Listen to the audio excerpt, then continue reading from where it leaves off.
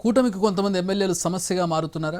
వారి వ్యవహార శైలి జనంలో తప్పుడు సంకేతాలు తీసుకెళ్తోందా? తాజా పరిణామాలు చూస్తే ఇవే ప్రశ్నలు తెరపైకి వస్తున్నాయి.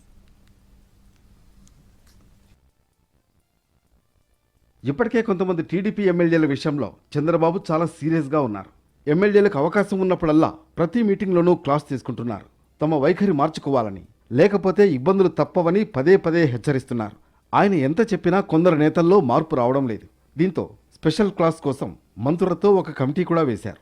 తాజాగా జనసేన రైల్వే కోడూరు ఎమ్మెల్యే అరవ శ్రీధర్ మహిళా వివాదంలో ఇరుక్కోవడంతో కొత్త సమస్య మొదలైంది.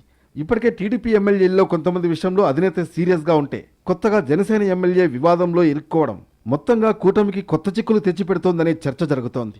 కొందరు ఎమ్మెల్యేల ప్రవర్తన, అవినీతి, అసభ్య ఆరోపణలు కూటమిలో ఇప్పుడు చర్చనీయాంశమయ్యాయి. కూటమి సర్కార్ ఏర్పడి 19 నెలలు దాటుతోంది. ఇంకా ఎమ్మెల్యేలు పూర్తి స్థాయిలో సెట్ కాలేదనే చర్చ ఎక్కువగా నడుస్తోంది. హైకమాండ్ ఎన్నిసార్లు హెచ్చరిస్తున్నా కొందరు ఎమ్మెల్యేల వైఖరిలో మార్పు రావడం లేదని టీడీపీ, జనసేన వర్గాలు చర్చించుకుంటున్నాయి. పవన్ కూడా ఎమ్మెల్యేలను చాలా సందర్భాల్లో హెచ్చరిస్తూనే ఉన్నారు. ఇప్పటికైనా అలాంటి వారు మారకపోతే కూటమిపై ప్రభావం పడుతుందన్న ఆందోళన కనిపిస్తోంది. వచ్చే అసెంబ్లీ సమావేశాల్లో ఎవరికి వారే విడివిడిగా ఎమ్మెల్యేలతో సమావేశం కావడంతో పాటు కూటమి మొత్తం ప్రత్యేక సమావేశం అయ్యేందుకు ప్లాన్ చేస్తున్నారు. అసెంబ్లీ సెషన్స్ టైంలో ఎమ్మెల్యేలు అందుబాటులో ఉంటారు కాబట్టి అదే సరైన సమయంగా భావిస్తున్నారు.